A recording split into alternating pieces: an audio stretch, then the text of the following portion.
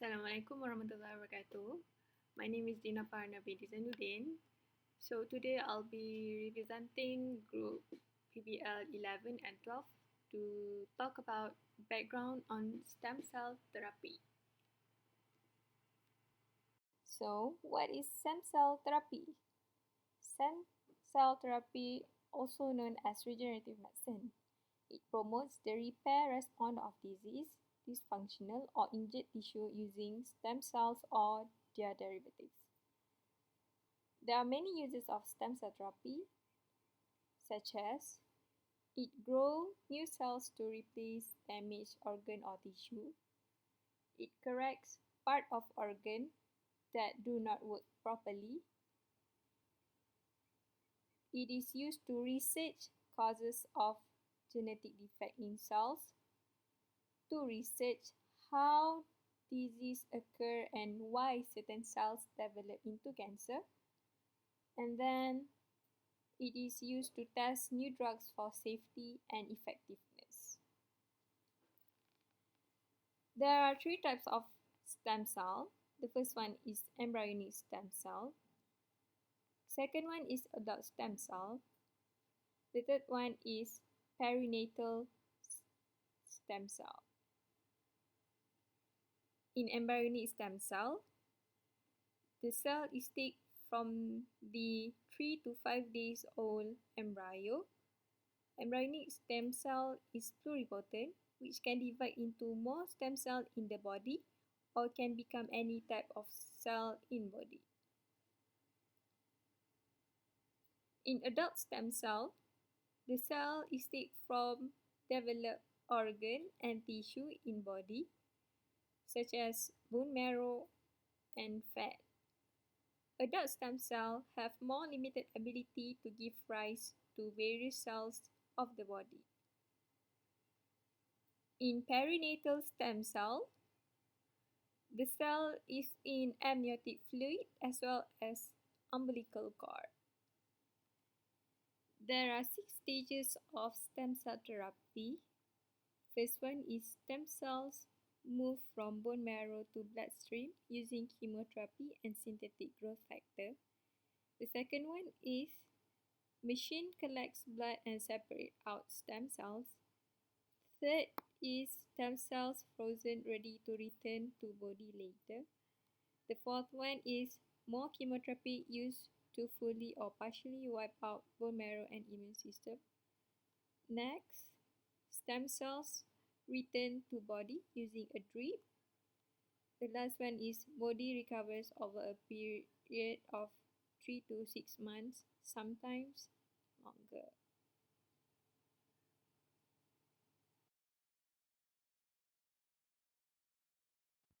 Which diseases can be treated with stem cell therapy? One of them is Parkinson's disease. PD, or short for Parkinson's disease, is a neurological disorder that is due to the degeneration of dopamine neurons in pars compacta, which will increase the overall excitatory drive in basal ganglia, disrupting the voluntary motor and causing characteristic symptoms of PD such as tremor, shaking, slow movements, and the loss of automatic movements such as blinking and swinging of the arms and walking. By stem cell therapy, new dopamine cells will be introduced into the brain, and it will help to replace what is lost in PD and reduce the symptoms. Stem cell therapy is conducted by isolating the stem cells from the patient's brain. Then, the stem cells will be cultured in vitro and are encouraged to turn into dopamine-producing neurons.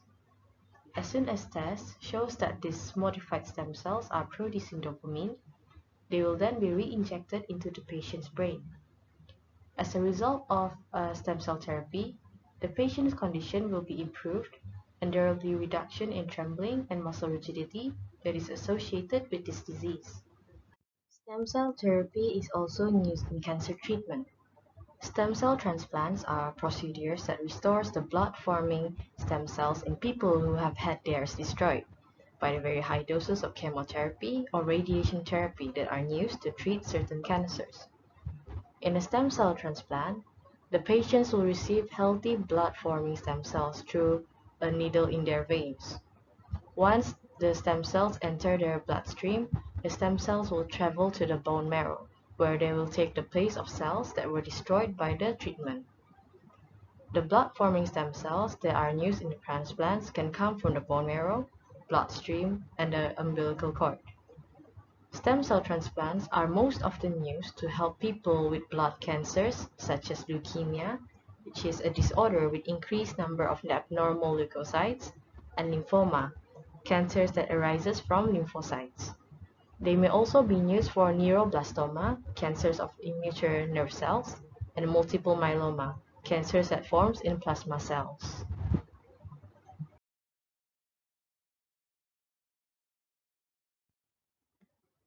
In theory, there's no limit to the types of diseases that could be treated with stem cell research.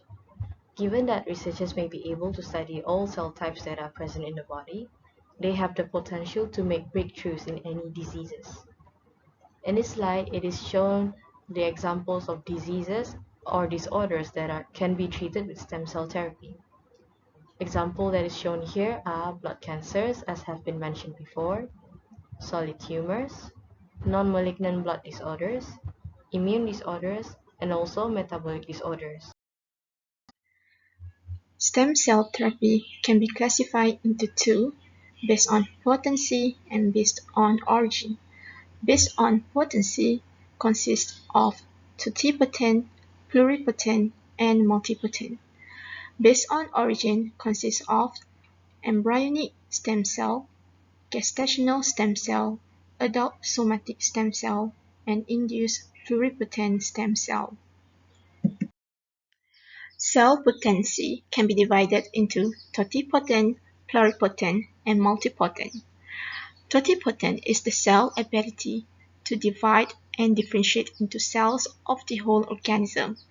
It has the highest differentiation potential and allows a cell to form both embryo and extra-embryonic structures. For example, a zygote, which is formed after a sperm fertilizes an egg. These cells can later develop either into any of the three germ layers or form a placenta. After approximately 4 days, the blastocyst in the cell mass becomes pluripotent. Pluripotent, able to give rise to all various cell types of the body. It cannot make extra embryonic tissues such as the amnion, chorion, and other components of the placenta. For example, embryonic stem cells, which are derived from the inner cell mass of pre-implantation embryos, and induced pluripotent stem cells, derived from the epiblast layer of implanted embryos. One of the methods to assess this activity and spectrum is the teratoma formation assay. Multipotent. Multipotent have a narrower spectrum of differentiation than pluripotent stem cells, but they can specialize in discrete cells of specific cell lineage. For example, hematopoietic stem cell, which can develop into several types of blood cells. After differentiation, a hematopoietic stem cell becomes an oligopotent cell. Its differentiation abilities are then restricted to cells of its lineage. However, some multipotent cells are capable of conversion into unrelated cell types, which suggests naming them pluripotent cells. Stem cell therapy based on origin consists of embryonic stem cell, gestational stem cell, adult somatic stem cell, and induced pluripotent stem cell. Embryonic stem cells come from human embryos that are 3 to 5 days old. It derives from the inner cell mass of blastocysts created by in vitro fertilization or from abortions. This involves fertilizing an embryo in a laboratory instead of inside the female body. Embryonic stem cells are pluripotent and have the ability to replicate indefinitely. Secondly, gestational stem cells. Cell types with therapeutic potential can be derived from gestational tissues, including the placenta, umbilical cord, and the amnion. It poses no ethical threat since they do not require invasive medical procedures and the tissues are usually discarded following birth. gestational stem cells have the properties of both embryonic stem cells and adult stem cells. It maintains the ability to differentiate and also grow rapidly when cultured. It naturally immunosuppress and do not face the potential of rejection like embryonic stem cells. One of the examples of gestational tissues used in gestational stem cell therapy is placenta mesenchymal stem cell. Placenta mesenchymal stem cell being less exposed to infections as they come from an infection-naive environment, which render them less likely to transmit disease. Secondly, amniotic fluid stem cell. Amniotic fluid stem cell can be get from the umbilical cord or placenta of newborn baby. It contains blood stem cells, and cells will be cryopreserved in cell banks. It used to treat children with cancerous and genetic blood disorders and less likely to be rejected by immune systems. Next, adult somatic stem cell. Adult somatic stem cells are any stem cells taken from the mature tissue and found in the tissues of a fully developed child or adult and can only produce a limited number of cell types. They play a vital role in tissue repair, regeneration, and are referred to their tissue origin. There are 4 types of stem cells under adult stem cell, which are hematopoietic stem cells, mesenchymal stem cells, umbilical cord stem cells, and skin stem cells. Hematopoietic stem cell is the first stem cells to be identified and reside in bone marrow and cells in the blood. It used to replace a patient's blood disease such as leukemia and anemia by bone marrow transplant. Secondly, mesenchymal stem cells.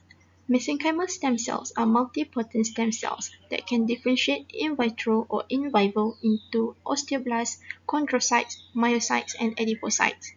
It has potential effect on immune response in the body to reduce inflammation to help treat transplant rejection.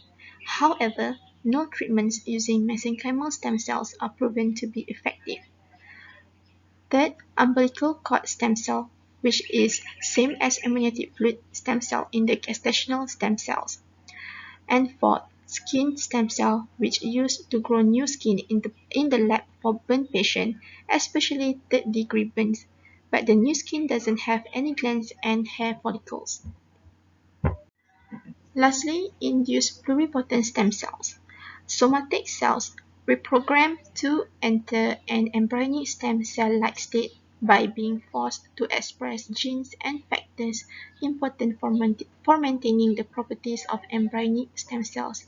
It can differentiate into all types of specialized cells in the body and potentially produce new cells for any organ or tissue. This is the last part of stem cell therapy presentation, which is the application of stem cell therapy. So first is for central nervous system repair in spinal cord injury. There's many kind of stem cells being explored for treating spinal cord injury, but mostly they involve a similar strategy, which is to inject stem cells into spine. So the cells which is injected into the spine will reach the area of injury and differentiate into peripheral neurons, which will spontaneously repair the damaged circuits. So 2 out of 4 patients treated showed improvements in both motor and sensory function, and none had any adverse effect after 2 years. The second application for stem cell therapy is to restore immunity after chemotherapy. So for cancer, mostly we use chemotherapy for the treatment, and it involves the use of intracellular poison targeting the cell division. This will kill all the cells in the body which had highly undergone mitosis, including the cells that are needed in our body. So the killing of the cells will lead to dangerous side effects such as immunosuppression, and the high dose of chemotherapy will alter the bone marrow stem cell population, which usually it will eliminate the white and red blood cell production. So to manage this problem, there will be bone marrow replacement by transplanting healthy cells. So we can either graft the patient's own bone marrow or from a donor with appropriate immunologic characteristics so that the patient immune system can regenerate after being eliminated by chemotherapy. The third application is to alleviate macular degeneration. Among many causes of blindness, age-related macular degeneration is the most common cause of vision loss in people over 50. So in this disease, there is onset of cell death in macula. Macula is the area which corresponds to the vision field center. And if there is atrophy of the macula, it can result in clouding of vision and eventually complete loss of sight. So to tackle this issue using stem cell, one of the strategies is to focus on the RPE cells or retinal pigment epithelium cells. These cells function to provide nutrients and remove waste for photoreceptor cells. As the disease progresses, there will be thinning of RPE layer, which lead to vascularization and death of photoreceptors. So RPE cells is produced in vitro from stem cells and injected into the retina. So from this treatment, although patients will far from retrieving their lost sight, they can have slight improvements which greatly alleviate quality of life issues and possibly prevent further degeneration of the tissue. This marks the end of the presentation of stem cell therapy. Here's a list of references used for this presentation. That's all from us. Thank you for listening and have a great day.